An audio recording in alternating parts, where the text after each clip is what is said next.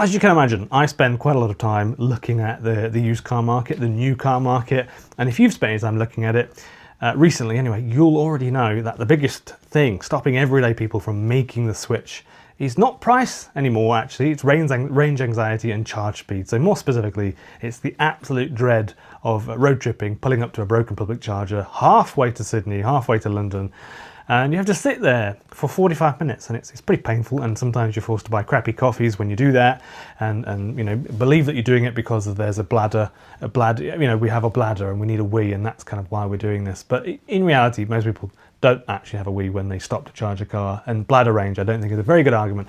For a lot of people, it's just not an issue, actually. They don't mind doing that. BYD changing Europe's charging infrastructure in a big way. It's the biggest infrastructure change we've seen in the last 10 years, I think, and they are doing it with a brand new mind-boggling piece of technology called Megawatt Flash Charging 2.0.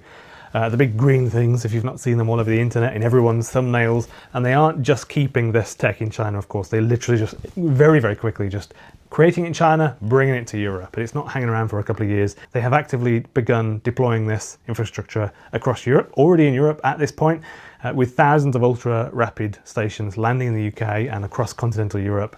Literally now, as we speak, hopefully 3,000 will be installed by the end of this year in 2026. At the absolute centre of this revolution is a car that completely redefines the budget EV market, which is the new BYD Atto 3 Evo, bringing the high-end 800-volt architecture down to a mainstream price tag. So BYD is, of course, dropping hyper-car level charging speeds into an incredibly affordable, practical family SUV, and the way that they are doing it is going to completely upend the market in Europe, of course, and very, very soon in Australia, where electric cars are a lot cheaper than they are in Europe, a lot cheaper than they are in the UK. So let's talk about the numbers first, because the specs on BYD's new public network are a huge leap forward for the industry and also for the image of EVs. BYD's new flash charging stations can output 1,500 kilowatts of power from a single connector, which is connected to the grid. And to put that into perspective, a standard Tesla supercharger tops out around 250 kilowatts. And BYD is pumping out 6 times that amount. So that means that when you plug into a top-tier compatible, with a compatible vehicle into one of these stations, it can actually extrapolate a lot of power and charge from 10% to 70% in literally 4, 5, 6 minutes. I think the actual figure is 5 minutes. So when you buy the new Atto 3 Evo, its onboard battery is capped at a maximum of a mere 220 kilowatts DC. So it's pretty good. That's a lot better than it is from last year's model. So while it's not going to pull the full 1,500 kilowatts from the station, shifting the Atto 3 onto this new 800 volt platform means its real world charging speed has absolutely skyrocketed. I think everyone sort of mentioned this at this point, and rightfully so. And instead of the relatively slow charge times of the old model, the new Atto 3 Evo handles a standard 10 to 80% top up in 25 minutes, meaning that you can go from a mostly dead battery to a mostly full battery 25 minutes, not 40, not 50, and you can add hundreds of kilometers of range in not many minutes at all. And you pull up, you pull your phone out, check a couple of emails, before you know it, you're kind of off, really. But here is where things just get really, really brilliant, and why this is a massive warning shot to legacy automakers in Europe like Volkswagen and various other brands. If you're a bit of a tech nerd, and I think we probably all are collectively, really, your immediate question about 1,500 kilowatt chargers, it would probably be something like, how on earth are you going to get that from the grid in 3,000 locations in the next 6 months, particularly when there's a bit of protectionism going on, and people don't really like that at local levels because it sort of means there's got to be some infrastructure change. How are they going to do it? And to be frank, it is exactly why Europe's charging network has been such a bit of a, there are other ways to say this, I'm just going to say a mess, really, across the board in Europe, and it's very fragmented, Europe, and because it's, lots of different countries. And upgrading local electrical substations and various other things and wires and that sort of stuff and running cables underground, super expensive, and you've got to make it handle those massive power spikes, which is expensive, time consuming. There's got to be some sort of local initiative and benefit to the locals. And dealing with European local councils when they're speaking French and they don't particularly like you, or if you're speaking German and they're not complying, they're just being annoying, or they're speaking German and they don't want to sort of talk to you that day, they've had a bad day at work. It's a tricky thing it can be a tricky thing when you're speaking to French people and German people, Austrian people, Spanish people, and everyone's trying to figure this out. It's difficult to sort of get on when there's lots of different cultures and countries and languages to get through. So yeah, it's not Europe's strong point, having a sort of central driving force for everything, but it is actually one of China's. Of course, they have a government and they sort of control a lot of aspects of life in China.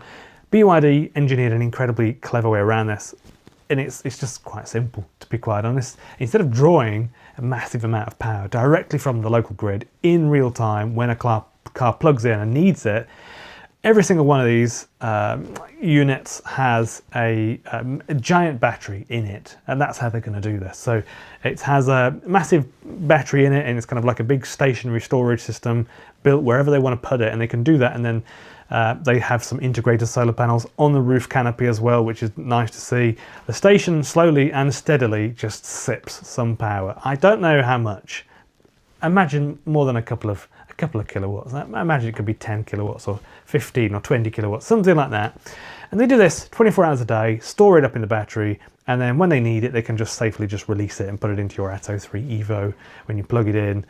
And that's kind of future-proofing it. That will be an incredibly useful thing to have in 5, 10, 15 years' time. So it completely shields the local power grid from any spikes, meaning that BYD can drop these ultra-fast charge stations almost anywhere in Europe without needing multi-million-dollar infrastructure upgrades. And Tesla actually did the exact same thing to fight against union strikes recently, and I talked about this as well, using a slow grid connection, a local battery in a big car park running, I think, like 10, 15, 20 stations as well. So, and this has been a very long-winded union issue in Sweden, but for a good cause, I think. So they've even fixed the physical design of the chargers, building a unique T-shaped overhead canopy where the cables hang down on a side pulley system, and that they call a zero gravity design, because the liquid cooled cables, when they run down, they're kind of suspended, so they're not overly heavy. You're not wrestling with a heavy dirty piece of rubber on the ground or pulling it around the back of your car and hitting your car with it. It's completely weightless, effectively. That's what they say, but I'm not sure it will necessarily feel weightless, but a lot easier. And it slides wherever you want to put it into your car. That's a bit of a game changer, I think. If you're towing a trailer or a caravan across Europe and you just need to have a cable come from above the car, drop it into the car. That is pretty good.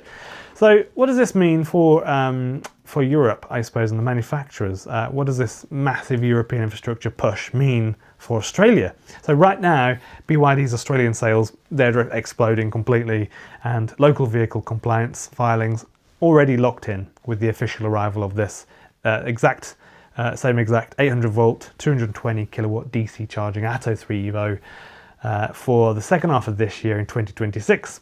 Because Australia does not have the heavy protectionist import tariffs against Chinese EVs, and neither does Norway as well, we're seeing these sort of things in Europe and North America, and of course, basically Australians will just reap the rewards from this. They will get a very cheap car and it'll be a very good car. So in China, the Atto 3 Evo launched for an equivalent price of roughly 25 to 31,000. I'm pretty sure they were the numbers in Australian dollars, if you were to buy it in China in Australian dollars, which you wouldn't be doing. And even when you factor in shipping and import costs, a couple of yachts in Manly Harbour or in Monaco or something, local delivery fees, that sort of stuff, when you get it to Australia, it's going to be 40, 42, 44, 45,000, something like that. So BYD has a huge amount of financial headroom that they're going to completely undercut the competition with. So while companies like Volkswagen and Stellantis are struggling to get basic, slower charging into their affordable family cars in Europe, BYD, multiple steps ahead at this point, not just neck and neck, not just one step, probably 2 or 3 or 4 steps ahead in various ways at this point, with battery chemistry, infrastructure, shipping. They've got the Belt and Road Initiative, of course. So they're dropping the next generation charging ecosystem alongside a family SUV around the world in its top spec, all-wheel drive, excellence trim they call it, and it has 330 kilowatts of power, goes from 0 to 100 kilometers per hour in 3.9 seconds. So the global EV price war officially moving into a kind of infrastructure war. It's kind of mutated now at this point, I think. It's not just an EV price war like it was 2 years ago. And BYD didn't just build a better compact SUV with, that is compelling with the Atto 3 Evo. They actually just showed the entire automotive industry how to actually solve the electric car charging problem once and for all, much like Tesla did first. Actually, to be honest, Tesla kind of did this 10 years ago, didn't they? And everybody raves on about it, and it does work incredibly well. And other than Tesla, I don't know of another company which could actually just pull this off. I just don't know of another company. Maybe Zeekr. There are a couple of others you could say.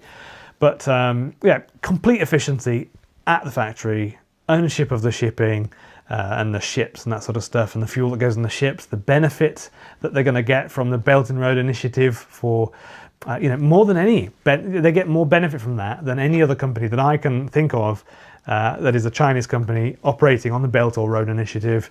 They have direct to customer sales in most places now, and the money and also the backing and to produce the infrastructure and the business wit and the business acumen to actually just get stuff done, to click buttons, to commit to stuff and get it done. And maybe a little bit of luck, I don't know, a bit of luck, a bit of good fortune, and they're getting them delivered and they're getting them installed. So it's one of the strong points of BYD. They're just getting stuff done. So when either BYD or CATL say something, generally the whole industry listens because, and this is the crucial bit, it generally means something that you can see or buy is going to be coming within 6 to 12 months. And I think that is what differentiates them from other brands. So thank you to these people, channel members, really touched by the support and anyone buying me a coffee or chucking a few dollars a month. So thank you so much. I really appreciate your time and have a good afternoon or morning.